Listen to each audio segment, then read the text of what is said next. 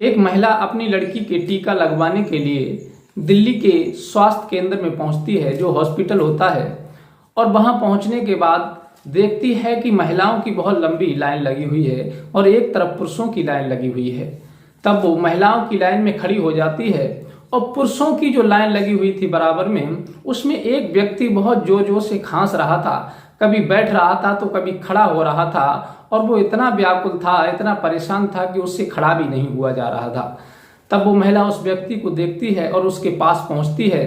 तब उसका हाथ पकड़ लेती है और उसे संभाल करके लाइन से हटा करके लाती है और वहीं थोड़ी दूर के लिए एक वो चेयर पड़ी हुई थी, कुर्सियां पड़ी हुई थी, उन्हीं कुर्सियों पर बिठा देती है और फिर हवा करने लगती है और फिर कहती है कि आखिर तुम्हारी ये दशा कैसे हो गई? तुम तो बड़े अच्छे खासे थे, तुम अपनी उस हूर परी के साथ में, सुंदर नारी के साथ में रह रहे थे, अपनी पत्नी के साथ रह रहे थे, लेकिन ये दशा तुम्हारी कैसे हो गई और इस कगार पर आ गए कि तुमसे स्वयं खड़ा भी नहीं हुआ जा रहा है? आखिर कौन सी बीमारी तुमको लग गई और कैसे लग गई?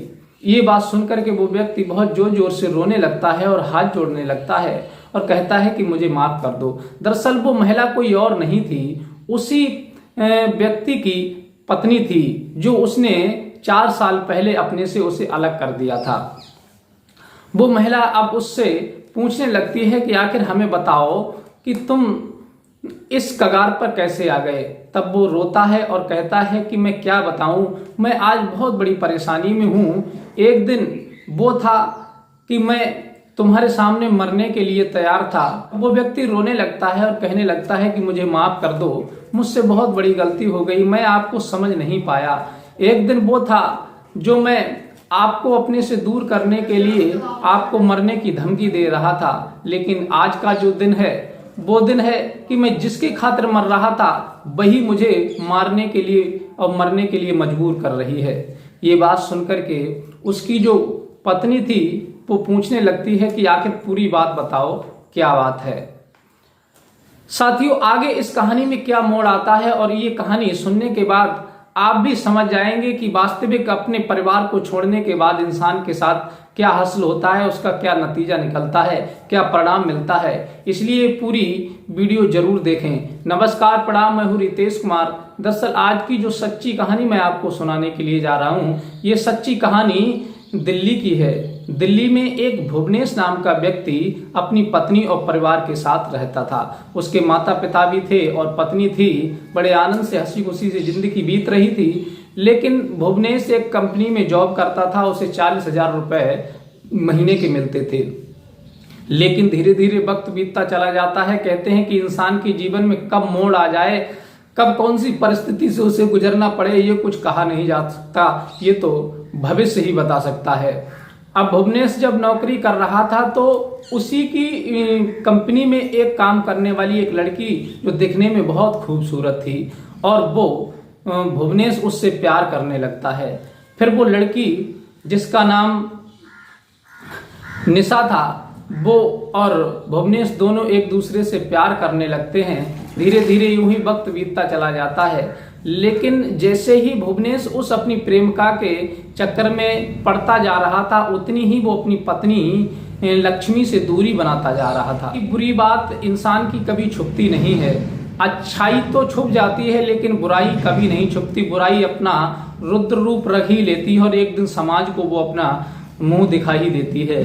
इसी प्रकार से भुवनेश जो अपनी प्रेमिका से प्यार करता था, वो बात एक दिन उसकी पत्नी लक्ष्मी के सामने आ जाती है। लक्ष्मी को पता चल जाता है कि भुवनेश किसी और महिला के प्रेम में पड़ गए हैं, इसी वजह से ये मुझसे दूरियां बना रहे हैं, मुझसे नफरत करने लगे हैं। फिर वो अपने पति भुवनेश से पूछती है, आखिर मेरे में क्या कमी है जो तुम मुझसे इतनी दूरियां बना करके रख रहे हो? भुवनेश कहता है कि देखो लक्ष्मी, मैं उसके बिना रह नहीं सकता। अगर वो मुझको नहीं मिली और मैं उसके साथ अगर नहीं गया तो मैं अपनी जान दे दूंगा, जहर खा लूंगा, लेकिन उसको मैं छोड़ नहीं सकता, उसके बिना मैं जी नहीं सकता।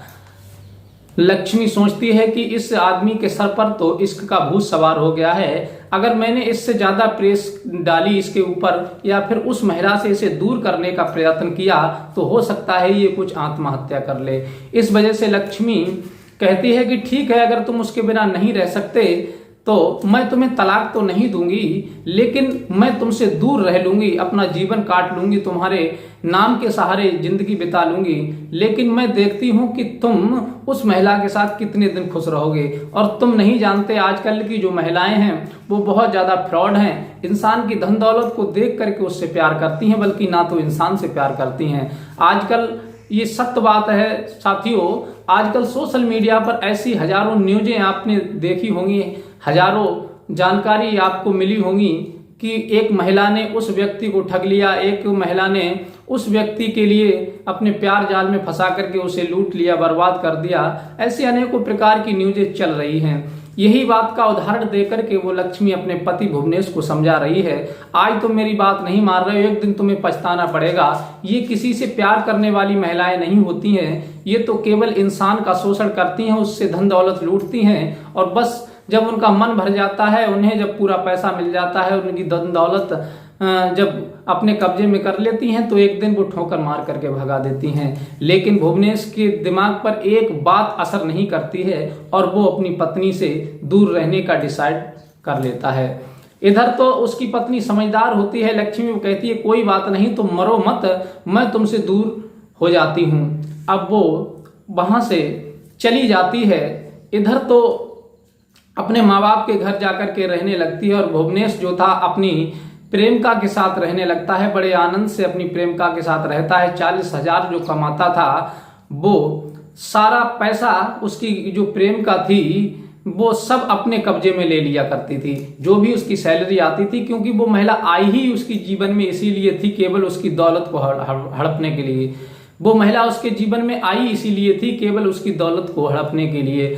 अब जो सैलरी आती है वो भुवनेश की वो अपने कब्जे में ले लेती है उसकी प्रेमिका। अब भुवनेश परेशान रहने लगता है कि आखिर जो भी पैसा आता है वो सारा पैसा ये ले लेती है, मेरे हाथ में कुछ नहीं देती। और वो इसलिए एक पैसा भुवनेश के हाथ में नहीं देती थी क्योंकि वो जानती थी इसकी दूसरी पत्नी है पहले की, हो सकता है अगर मैंने इसके हाथ में पैसा दिया तो ये अपनी पत्नी को कोई पैसा ना दे दे, उसकी कोई मदद ना कर दे, इस वजह से वो सारा पैसा भुवनेश का ले लिया करती थी। धीरे धीरे वक्त बीतता चला जाता है तो वो भुवनेश को उसके माता पिता से अलग करवा देती है और कहती है कि यहाँ पर नहीं रहेंगे, चलो कहीं दूसरी जगह प्लाट लेकर के रहेंगे, कहीं पर कमरा ले लेंगे, वहां रहेंगे, यहाँ नहीं रहेंगे। लेकिन भुवनेश उसके प्रेम में इतना अंधा हो गया था कि उसे ना तो अपने माँ बाप सूझ रहे थे, ना अपना घर दिखाई दे रहा था, ना भविष्य दिखाई दे रहा था। कहते हैं कि इश्क अंधा होता है और थोड़े दिन के लिए होता है, जब उसे ठोकर लग जाती है तो उसकी एक नहीं 4 आंखें खुल जाती हैं। अब भुवनेश बिल्कुल पूरी तरह से वो उस औरत के ऊपर निर्भर हो चुका था, जबकि दौलत वो कमा रहा था, 40,000 रुपए की नौकरी कर रहा था, लेकिन निर्भर उस अपनी प्रेमिका की सुंदरता पर हो गया था। अब वो उस अपनी प्रेमिका की बात मान लेता है और दिल्ली में दूसरी जगह कमरा लेकर के रहने लगता है। कुछ दिन वहां बीतते हैं, उसके बाद वो कहती है कि ऐसा करो, तुम्हारे जो गांव में जो जमीन वगैरह है उसे बेच दो और दिल्ली में एक प्लॉट खरीद लो। लेकिन भुवनेश वो भी उसकी बात मान लेता है, वो अपने गांव में जो भी जमीन होती है उसको बेच देता है। लगभग 2.5 करोड़ की उसकी सब जमीन बिकती है और बिकने के बाद में फिर वो पैसा लेकर के जब दिल्ली अपनी प्रेमिका के पास पहुंचता है तो उसकी प्रेमिका कहती है कि ऐसा करो, यहाँ जो प्लाट खरीदोगे वो मेरे नाम कर दो। भुवनेश कहता है ये कौन सी बात हुई कि प्लाट तुम्हारे नाम करवा दूं, अरे तुम्हारे नाम होगी तो हमारे नाम होगी तो रहेगी तो हमारी ही। वो कहती नहीं, इसका कोई मतलब नहीं है, प्लाट मेरे नाम कर दो, अगर तुम प्लाट मेरे नाम नहीं करोगे तो मैं तुम्हें छोड़ करके चली जाऊंगी या फिर मैं मर जाऊंगी। भुवनेश बिल्कुल उसके प्रेम में उसकी सूरत पर इतना कायर हो चुका था, इतना दीवाना हो चुका था कि वो जो कहती थी वही करता था। फिर वो कहती है अगर तुम प्लाट नाम नहीं करोगे तो फिर मुझे आधा पैसा दे दो।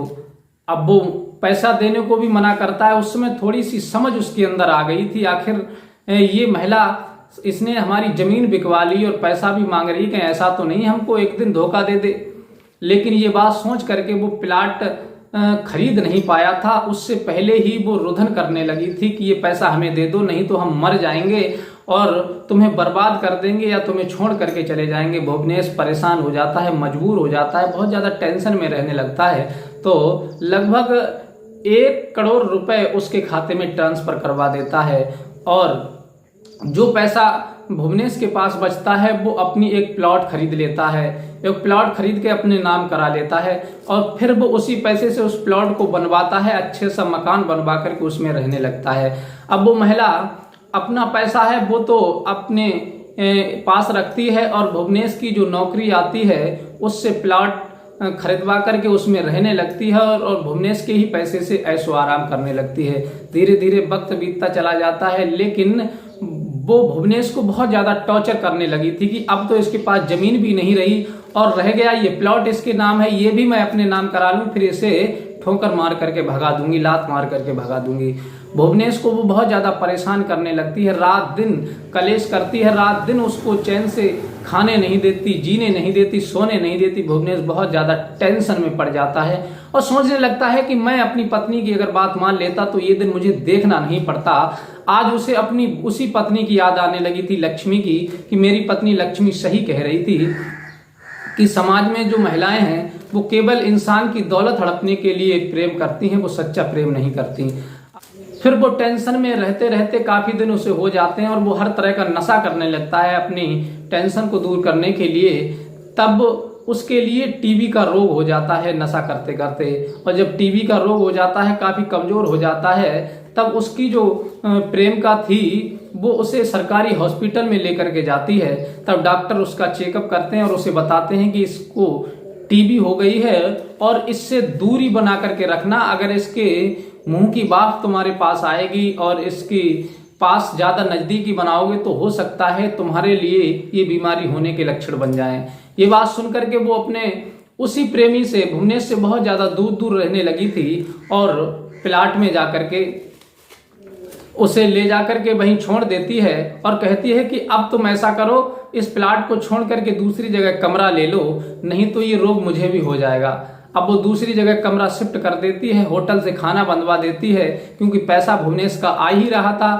तब वो 2 महीने बीत जाते हैं, लेकिन ना तो भुवनेश की कोई केयर करती है, ना कोई बात पूछती है, भुवनेश को फोन तक नहीं करती, उसकी केयर नहीं करती। भुवनेश स्वयं अपना देखभाल करता है, अपनी केयर करता है, लेकिन वो बहुत ज्यादा कमजोर हो चुका था, बहुत ज्यादा परेशान हो चुका था।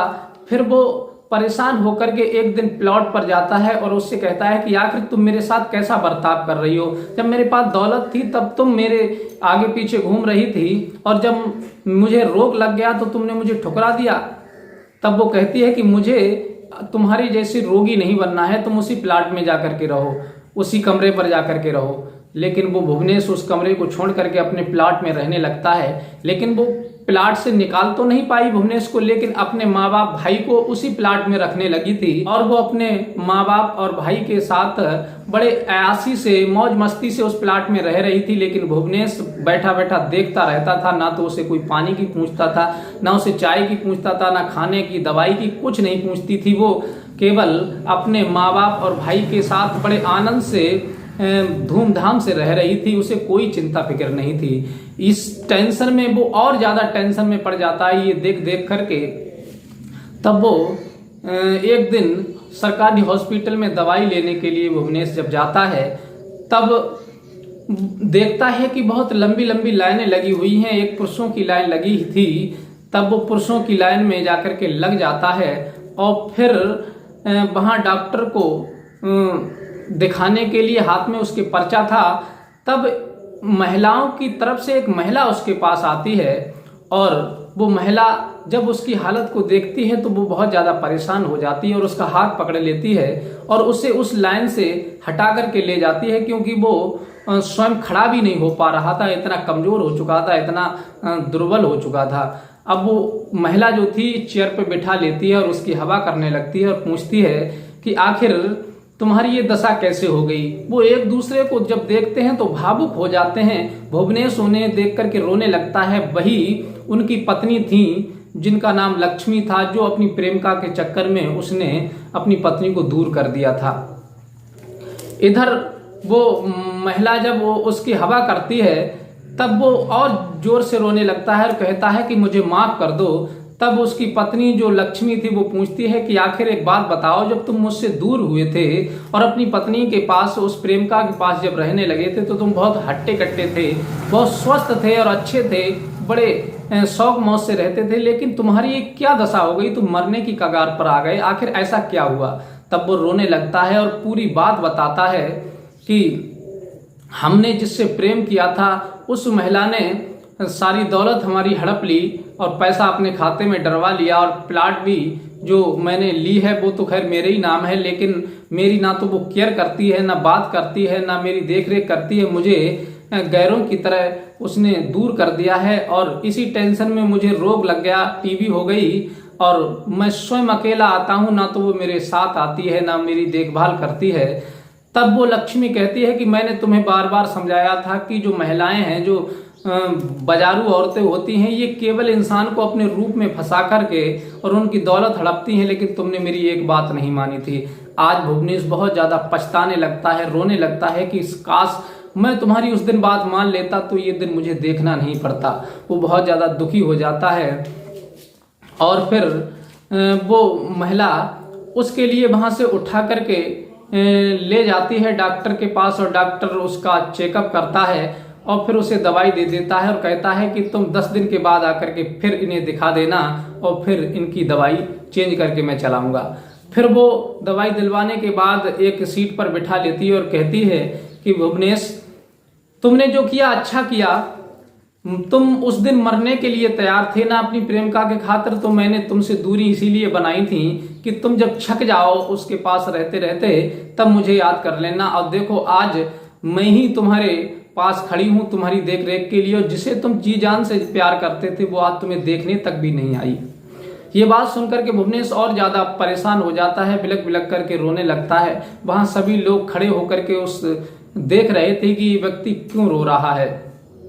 जब वो पूरी बात अपनी पत्नी लक्ष्मी को बता देता है तब लक्ष्मी कहती है कि मैं तुम्हें अपने घर भी नहीं ले जा सकती, क्योंकि मैं भी स्वयं अपने माता पिता के घर पर रह रही हूँ, मैं दूसरे के घर पर रह रही हूँ, मेरा खुद का कोई घर नहीं है, इसलिए मैं अभी तो तुम्हें नहीं ले जा सकती, लेकिन वक्त आएगा तब मैं बता दूंगी।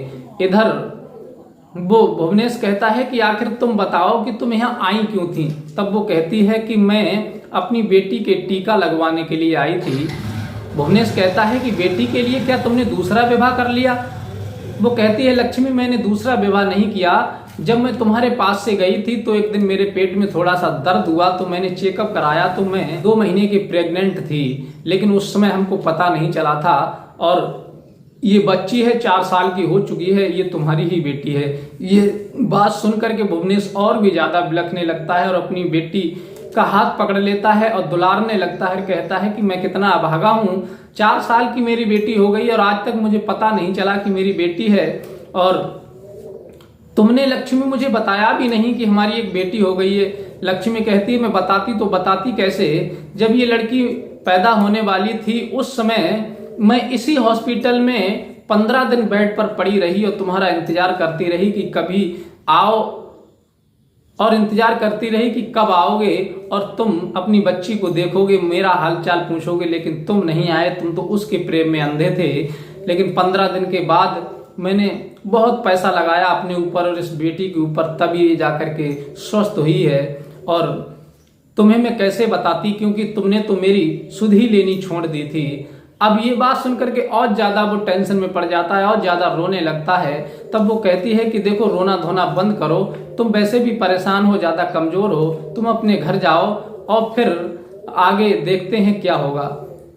तब वो अपने घर चली जाती है अपने माँ बाप के, और इधर भुवनेश अपने प्लाट पर चला जाता है, और प्लाट पर जाने के बाद में देखता है कि वो महिला जो थी घर में जितनी भी दौलत थी वो सारी दौलत बांध करके वहां से फरार हो चुकी है और वहां पर कोई नहीं था। अब वो दूसरी जगह किसी दूसरे व्यक्ति पर डाका डालने के लिए निकल गई थी, क्योंकि उसे पता चल गया था कि ये मरने वाला है और मर जाएगा, फिर कुछ अब हाथ लगने वाला नहीं है। तब वो वहां से फरार हो जाती है, और भुवनेश जब अपनी पत्नी के लिए फोन करता है जो 4 साल पहले उसने दूर कर दिया था, और कहता है कि अगर तुमने मुझे क्षमा कर दिया हो तुम यहाँ से ले जाओ, क्योंकि मैं बिल्कुल अकेला हूँ और वो मुझे छोड़ करके मेरी सारी दौलत को लेकर के भाग गई है। तब वो अपनी माँ से बात करती है, लक्ष्मी की माँ, हमारे जो पति थे 4 साल पहले उन्होंने अपनी प्रेमिका के चक्कर में हमें दूर कर दिया था, आज उनकी प्रेमिका उन्हें धोखा दे करके भाग गई, सब कुछ उनका लूट करके ले गई। तब उसकी माँ कहती है कि बेटी ये तुम्हारा पारिवारिक मैटर है, तुम चाहो तो अपने पति को अपना सकती हो, ना चाहो तो मैं जबरदस्ती नहीं कर सकती। ये सुन करके लक्ष्मी तुरंत एक ऑटो रिक्शा वहां से करती है और अपनी बेटी को लेकर के उसी प्लॉट पर पहुंच जाती है जहां भुवनेश रह रहा था, और जाकर के अपने पति की कॉली भर लेती है और उसे ढंढस बंधाती है कि तुम चिंता मत करो, टेंशन मत करो, मैं तुम्हारे पास आ गई हूँ, तुम बिल्कुल स्वस्थ हो जाओगे। भुवनेश अपनी हालत को देख करके, अपनी पत्नी को देख करके रोने लगता है कि अगर मुझे कुछ हो गया तो मैं तुम्हारे सहयोगी नहीं बन पाऊंगा और अपनी बेटी का अपने हाथों से विवाह भी नहीं करवा पाऊंगा। ये परेशानी को देख करके लक्ष्मी कहती है कि तुम चिंता मत करो, मैं तुम्हारा इलाज करवाऊंगी। अब भुवनेश को लेकर के वो हॉस्पिटल में जाती है, डॉक्टर उसका अच्छी तरह से इलाज करते हैं और वो पूर्ण रूप से स्वस्थ हो जाता है। तब भुवनेश अपने माता पिता को भी बुला लेता है और अपनी पत्नी बेटी के साथ उसी दिल्ली प्लॉट पर बड़े आनंद के साथ रहने लगते हैं और हंसी खुशी से अपने जीवन को बिताने लगते हैं। तो साथियों, ये कहानी सुनाकर के किसी का दिल दुखाना हमारा उद्देश्य नहीं था। ये कहानी सुनाकर के केवल हमारा यही उद्देश्य था कि जो लोग अपनी पत्नी को, अपने परिवार को छोड़ करके, जो बाहर की महिलाएं होती हैं, जो बाजारू महिलाएं होती हैं, उनकी खूबसूरती को देख करके उनके चक्कर में पड़ जाते हैं, उनके हुस्न को देख करके चक्कर में पड़ जाते हैं, एक दिन वो महिला उस व्यक्ति के लिए उस कगार पर ला करके खड़ा कर देती हैं कि उसे मांगने से भीख भी नहीं नसीब होती। इसलिए ऐसी फ्रॉड औरतों से हमेशा बच करके रहना चाहिए। आपकी पत्नी है, आपके बच्चे हैं, उन्हीं के साथ हंसी खुशी से जिंदगी बितानी चाहिए और सुख दुख में वही तुम्हारा साथ देंगी। और जो बाहर के लोग हैं वो केवल आपका शोषण करने वाले हैं, आपकी दौलत से प्यार करने वाले हैं, आपसे कोई प्यार करने वाला नहीं है। इसलिए विशेषकर ध्यान में इस बात को रखते हुए अपने परिवार के साथ हंसी खुशी से और सुख दुख को बांटते हुए अपनी जिंदगी को बड़ी आनंद से जीना चाहिए। साथियों, ये वीडियो अगर आपको हमारी जरा सी भी अच्छी लगी हो तो प्लीज आपसे निवेदन है कि आप हमारे चैनल को लाइक और सब्सक्राइब जरूर कर दें, क्योंकि आपके सब्सक्राइब करने से ही हमारा हौसला बढ़ता है और हम आपको इसी प्रकार की शिक्षादायक कहानी और प्रेरणादायक कहानी लेकर के आते हैं। और ये कहानी अपने यार दोस्तों को भी शेयर करें कि उन्हें भी जीने का सबक मिल सके। और मिलते हैं इसी प्रकार की कोई नई कहानी के साथ, तब तक के लिए नमस्कार।